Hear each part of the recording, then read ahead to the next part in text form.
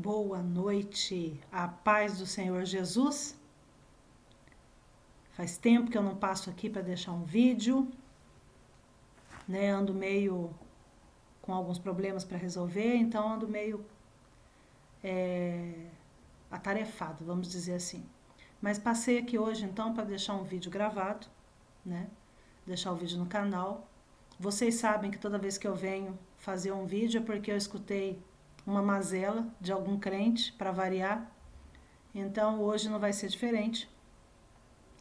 Também quero deixar aqui o perdão, porque eu moro num apartamento, então não posso falar muito alto. Tem pessoas ao meu redor. Se porventura no meio do vídeo aparecer gente gritando, cachorro latindo, é normal, é comum, né? A não ser que eu gravasse o vídeo 3 horas da manhã, o que não seria viável. Então, nesse horário, quando eu tenho o tempo para gravar, pode ser que apareça aí no fundo do vídeo a voz de alguém, não é daqui da minha casa, é do bloco em si onde eu moro. Amém? Tenho trazido vários assuntos aqui na presença de todos, né? Vários assuntos eu tenho deixado aqui com os irmãos, eu tenho mostrado o texto bíblico, eu tenho aplanado algumas ideias, né? E hoje eu vou, na verdade, começar uma conversa, porque o que eu vou falar aqui hoje é muito complexo. Eu teria que ter horas para tentar explicar. Uma coisa assim que eu levei na faculdade 4 anos e meio para aprender e ainda estou em processo de aprendizagem. É um assunto polêmico, é um assunto forte e é um assunto interessante. Amém? Então vamos então à gravação do vídeo de hoje. Tô meio lerda, os irmãos me perdoem, hoje eu tô um pouquinho lerda, minha pressão tá alta demais, já tomei todos os remédios possíveis e ela ainda não abaixou. Então, eu tô indo devagar, me perdoem se porventura eu errar o português, se porventura eu errar alguma palavra, pode deixar no comentário do vídeo. Antes de começar a falar, então, vim trazer a revelação que Deus me deu essa semana, né, sobre a palavra que eu vou trazer. Eu quero pedir a todos que compartilhem esse vídeo, tá joia? Compartilha ele lá, faça a sua parte como missionário da obra de Deus, deixa a sua curtida, é importante para o canal, é importante para mim, para eu saber o feedback, se está tendo feedback positivo ou negativo daquilo que eu estou fazendo. Feedback, para quem não sabe, é o retorno. Você faz uma coisa e aquilo que você faz gera um retorno. Eu quero saber como está sendo esse retorno, né? Então, feedback é a palavra em inglês muito utilizada. Amém? Então, para a gente começar a nossa conversa hoje, vamos estar falando sobre o seguinte assunto: devemos ir ao médico ou devemos crer só na cura espiritual? Algumas doenças são demoníacas, vêm do Satanás. Deus cura todas as doenças e a gente não precisa ir no médico? Esse é o assunto de hoje. Amém? Então, sem demora, o texto principal que eu vou estar usando hoje está no livro de 2 Reis, no capítulo 20, no verso 7, onde conta a história de Ezequias, que foi um rei de Israel, que ficou doente, que o Senhor mandou Isaías, o profeta, até a casa dele, o palácio, para dizer a ele que ele preparasse então as coisas que Deus ia chamar ele. Então ele ia, né, Deus ia chamar o espírito dele naquela noite, ele ia morrer. Esse rei chorou, olhou para o canto, falou com o Senhor profundamente. O Senhor então retornou, mandou que Isaías retornasse e o Senhor acrescentou anos na vida dele. E naquele mesmo dia, o Senhor mandou que ele pusesse um emprasto de figo na lesão, na ferida que se abriu na pele dele, na qual com certeza o levaria à morte. Então o Senhor mandou que ele colocasse um emprasto de figo. Também tem outro texto que eu vou estar deixando aqui, que vai ser um dos textos utilizados que eu vou estar falando no decorrer do vídeo. E esse texto está no livro de Mateus, no capítulo 9, no verso 12, no qual informa que Jesus, né, quando estava aqui operando milagres, ele deixou claro que o médico veio somente para os doentes. Ou seja, quem está doente necessita de médico.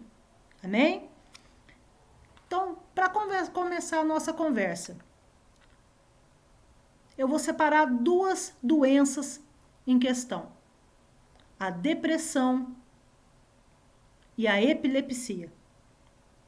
Antes de começar a falar, eu deixo aqui claro que eu sou graduada e pós-graduada em enfermagem, portanto, tenho conhecimento acadêmico para poder falar aquilo que eu vou falar. Não só usarei o meu conhecimento acadêmico, como também estarei usando a palavra de Deus, porque graças a Deus eu tenho os dois. Pela misericórdia de Deus, eu consegui estudar e consegui ser diplomada num curso superior como enfermeira.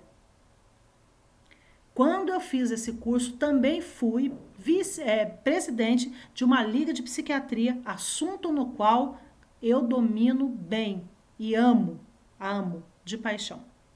Amém? Não estou falando pelo nariz, não estudei por site do Google, não estou falando daquilo que eu não conheço, pelo contrário, vou falar daquilo que eu vivencio todos os dias e que eu vivenciei no meu período como acadêmica de enfermagem. Então, a questão aqui vai ser exposta por uma pessoa que tem domínio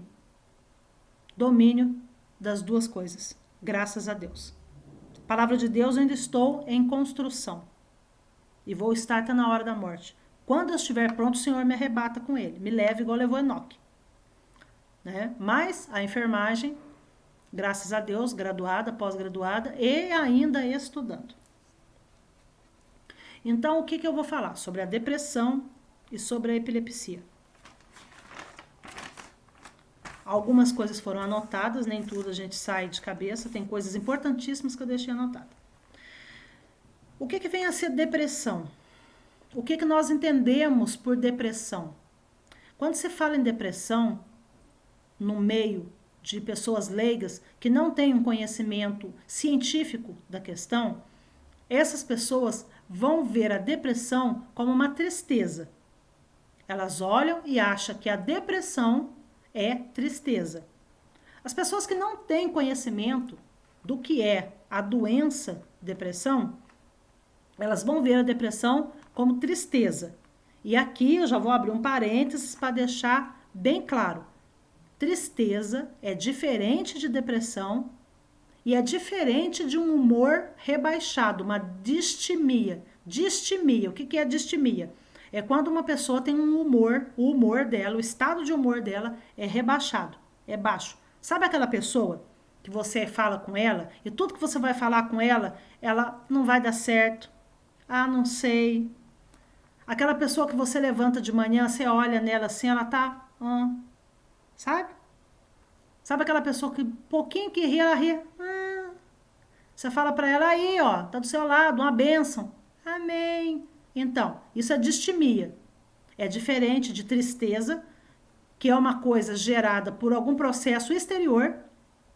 Aconteceu alguma coisa no mundo exterior, então aquilo levou a pessoa à tristeza, e a depressão na qual a gente aqui está falando, que é uma doença, ok? Quando eu falo em doença, eu primeiro tenho que entender o conceito de saúde. O que vem a ser saúde?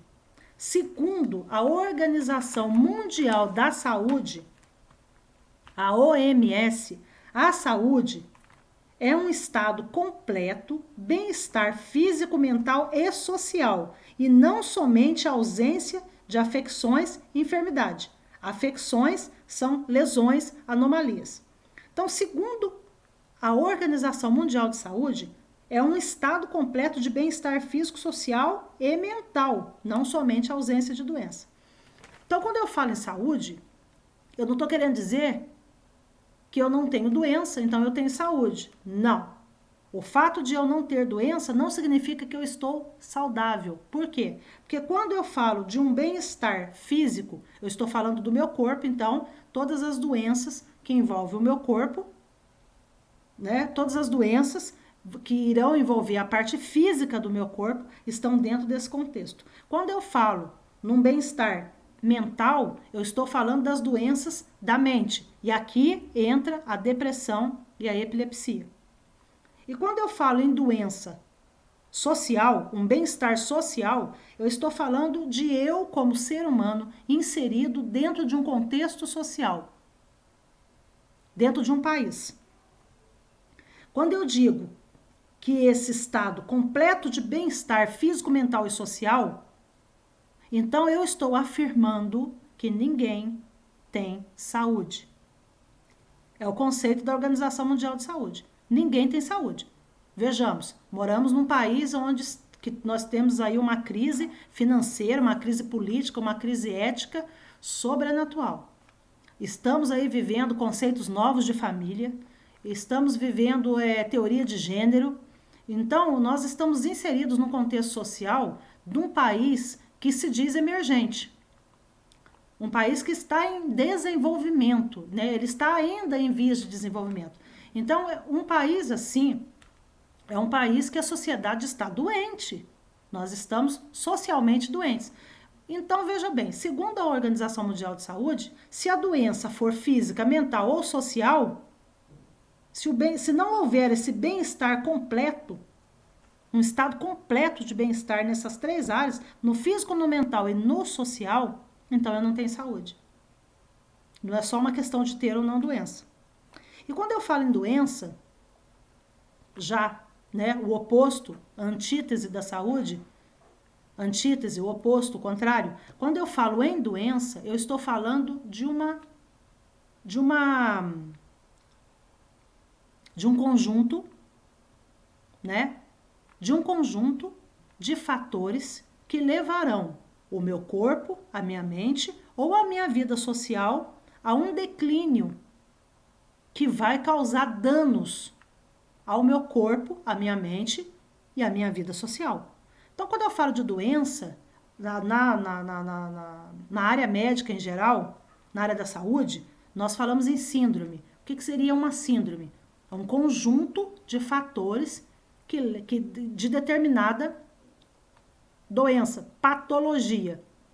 Tá? Então, quando eu tenho uma patologia, que também é outra palavra que nós usamos para falar de doença, quando eu tenho uma patologia, um distúrbio daquilo que o corpo é dado como normal, do seu funcionamento físico, anatômico, fisiológico, eu vou ter então uma doença. Veja bem, quando o nosso corpo foi gerado no ventre da nossa mãe, então ele foi gerado com todos os seus conjuntos. Nós temos então o sistema nervoso, sistema respiratório, sistema pulmonar, sistema renal, né? Nós temos as veias, temos os músculos, os nervos, os ossos. Então, cada pedaço desse do nosso corpo, ele forma o nosso corpo inteiro. E dentro desse corpo, nós temos a nossa mente, né? O que vem a ser a mente? A mente, ela é do latim mens, né? Que nada mais é uma dimensão que associa o pensamento. Então, quando eu falo em mente, e ela está dentro da minha cabeça, que é a parte anatômica do meu corpo, eu estou falando de alguma coisa, né? Que ela vai fazer, que ela tem uma dimensão tão grande que ela associa dentro dela o pensamento. Tá difícil, né? Eu sei. Foi como eu falei, não dá para fazer um vídeo complexo, porque levariam horas. Então, eu vou ser bem resumida. Então, é isso. Quando eu digo esses sistemas corporais que formam o nosso corpo, eles têm o seu funcionamento normal, né? O coração, ele drena o sangue para o resto do corpo, manda o sangue para dentro do pulmão, lá dentro do pulmão ele recebe oxigênio e vai oxigenar os tecidos. Qualquer disfunção nesse processo, nós vamos ter, então, má oxigenação, vamos ter mau funcionamento do coração, né? E eu não vou usar termos médicos, termos científicos muito pesados, porque eu entendo que quem está vendo esse vídeo não tem nenhuma obrigação de saber aquilo que eu sei. Então, eu vou tentar usar um linguajar mais simples. Então, aquelas pessoas que estiverem assistindo o vídeo, que forem da área de saúde, entendam que eu estou falando com uma população que não tem conhecimento nenhum. Então, eu vou falar da maneira que a pessoa está entendendo, ok? Então, vamos lá. Como eu disse, eu anotei algumas coisas. Então, esse meu sistema corporal, ele tem um sistema também mental. esse sistema mental, que é composto pelo cérebro, por nervos cranianos, que é composto pelo sistema nervoso, certo? Ele tem dentro dele alguns sistemas que não são físicos exatamente. No caso, a mente. Como que eu vou separar a mente, como se fosse esse pincel, e vou chegar a falar isso aqui é a mente? Não tem como eu fazer isso. Eu sei que a mente está dentro do meu cérebro, mas não tem como eu pôr a mente para fora. Então, esse sistema mental, ele também tem o seu funcionamento.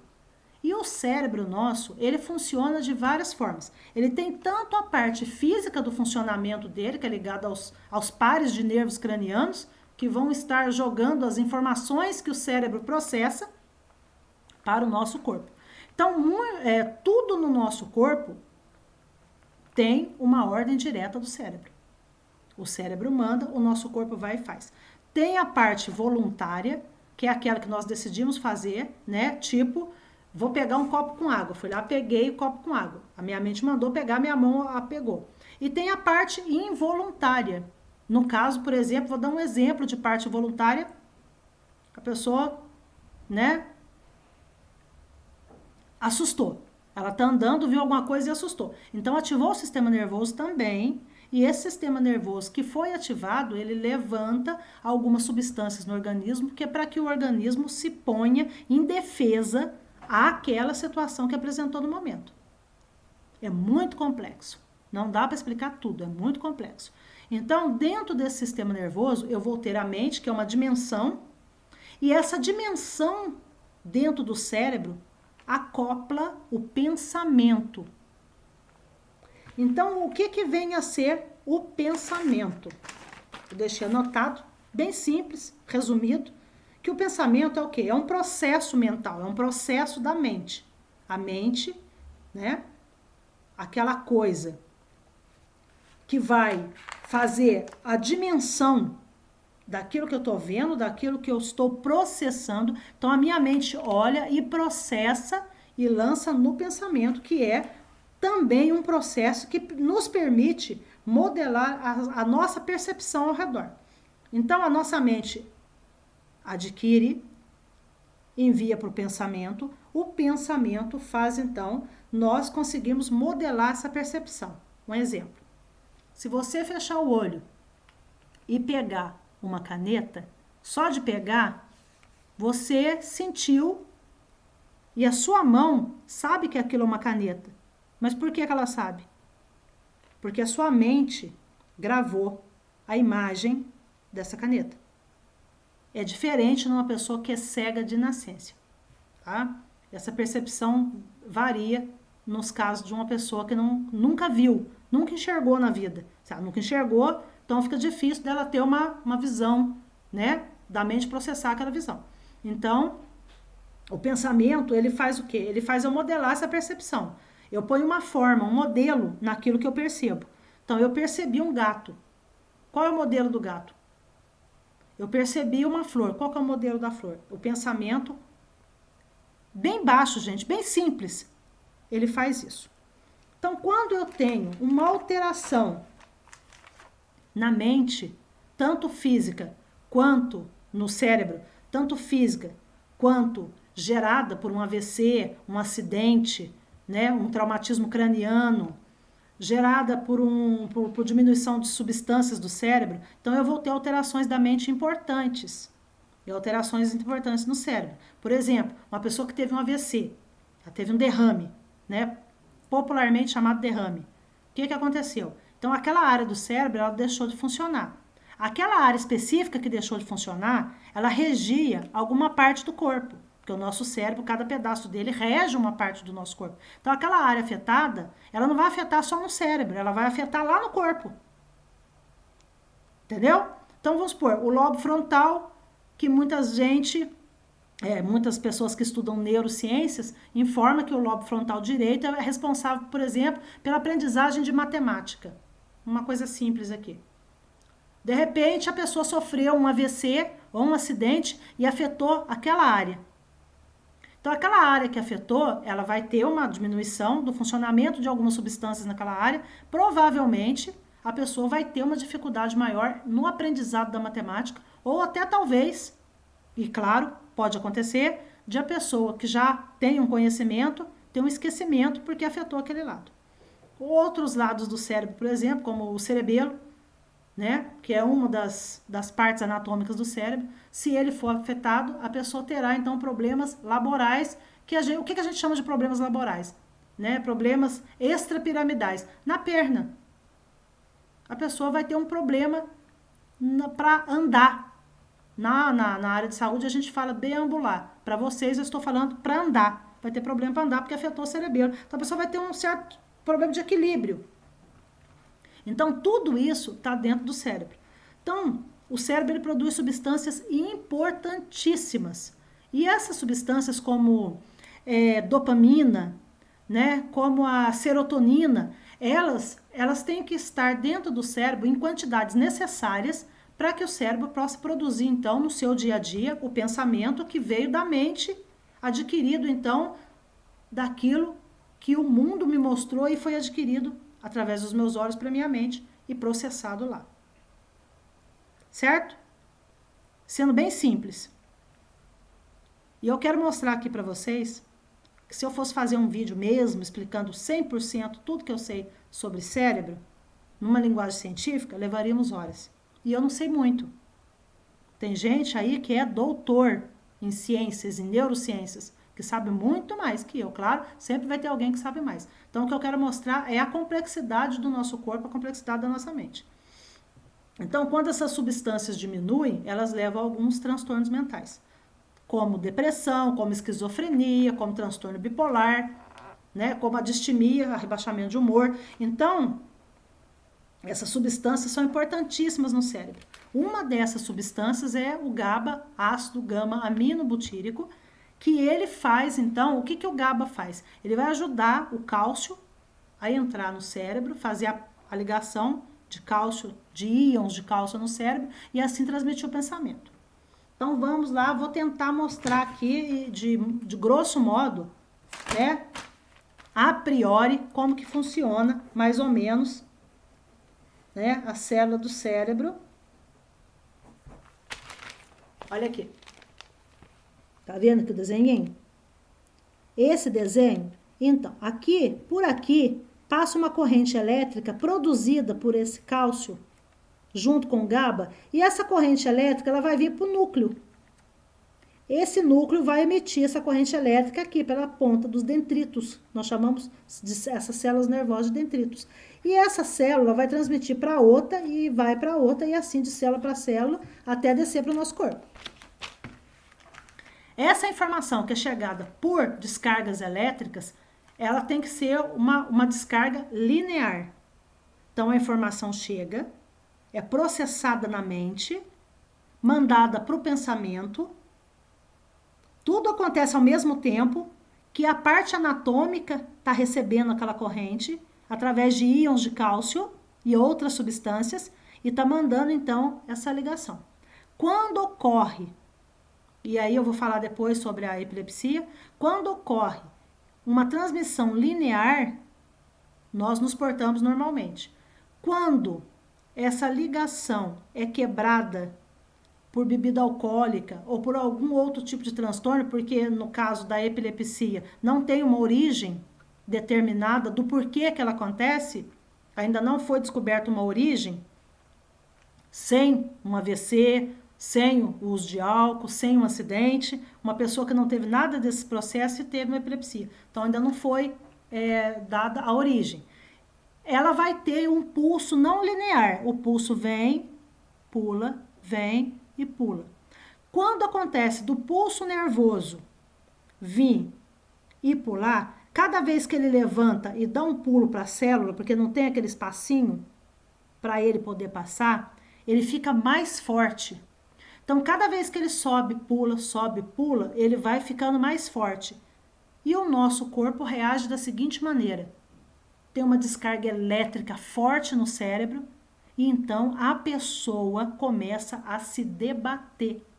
ela perde totalmente a percepção ao redor dela do que está acontecendo e começa a se debater, que nós chamamos de crises clônicas e tônicas, e a pessoa começa a ter então desmaio, ela solta todos os esfíncteres do corpo, ou seja, ela faz xixi na calça, cocô na calça, ela começa a soltar uma espuma pela boca, e vou abrir um parênteses aqui, não precisa ter medo daquela espuma relar em você que vai passar a doença, porque não é assim que funciona, tá? Você tem que ter uma precaução, sim, claro, porque são substâncias que estão dentro do corpo de uma pessoa que podem transmitir doença, né? Outras doenças, como hepatite, né?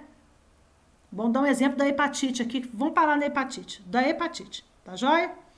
Então, né, temos que ter cuidado nesse sentido, mas que a epilepsia passa através dessa baba, como dizem no linguajar popular, não passa, tá? Então é isso que acontece, o cérebro deixou de fazer linear e começou a fazer assim, como se fosse um galope de um cavalo, sabe?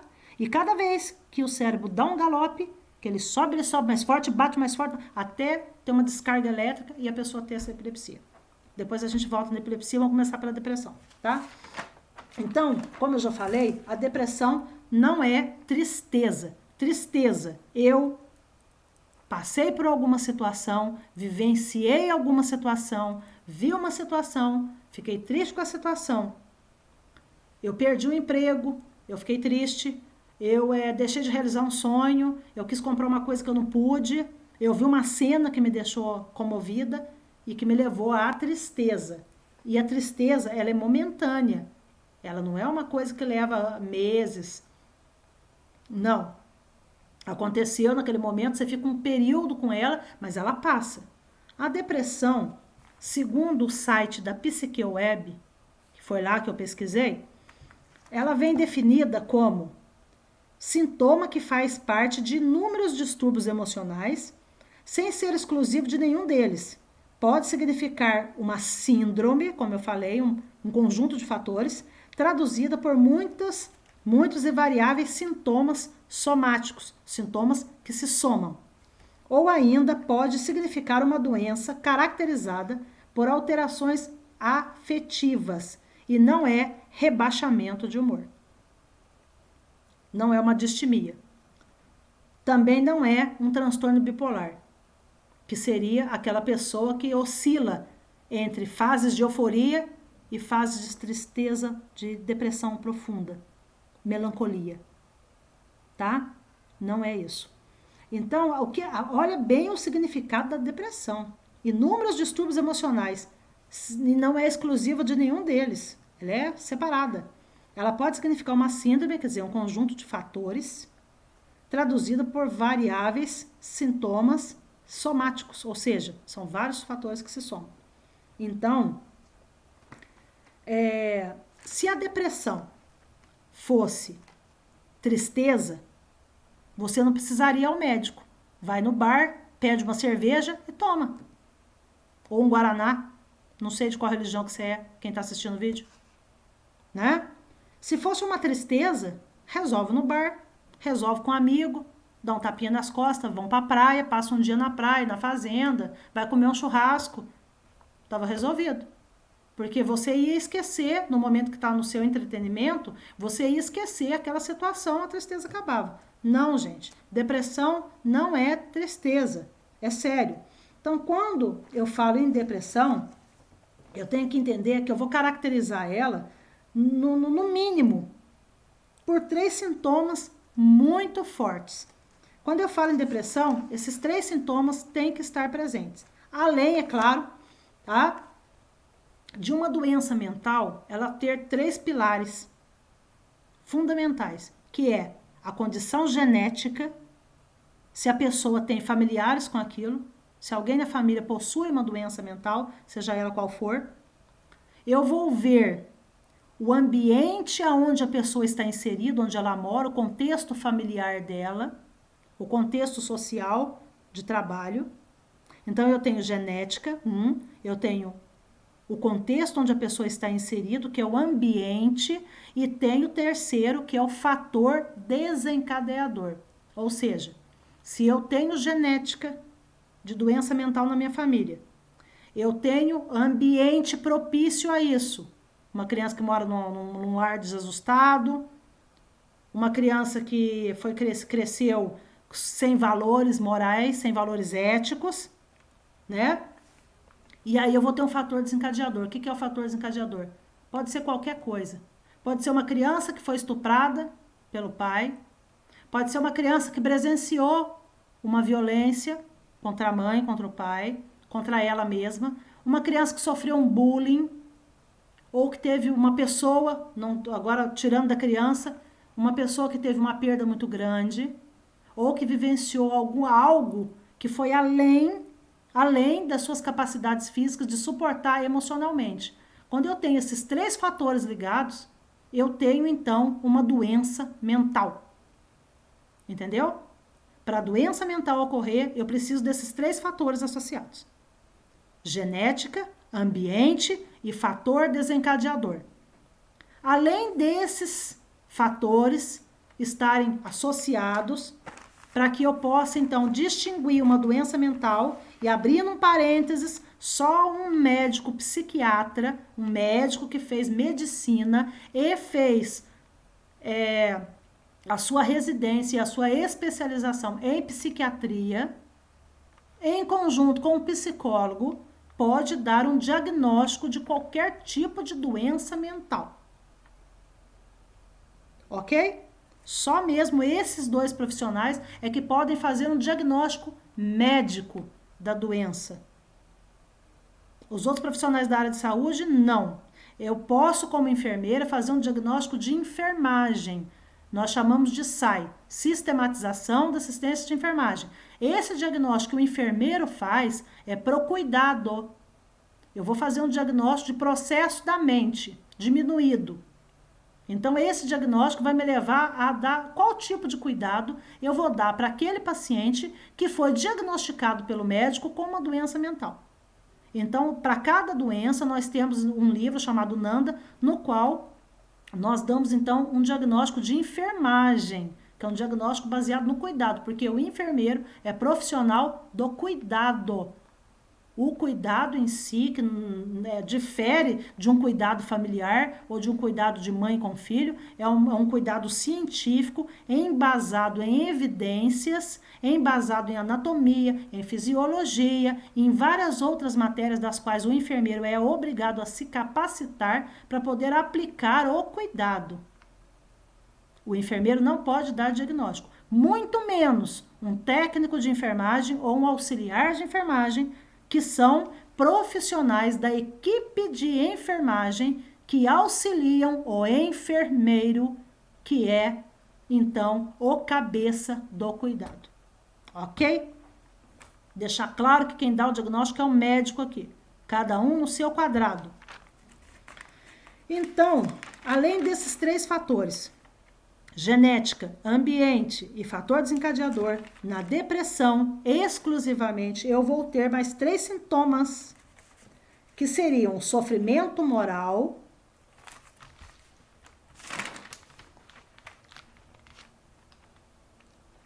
que é um sentimento de menos-valia, tá? Então, vamos lá. O sofrimento moral, que é um sentimento de menos-valia, ou seja, que me faz sentir que eu valho menos do que as outras pessoas.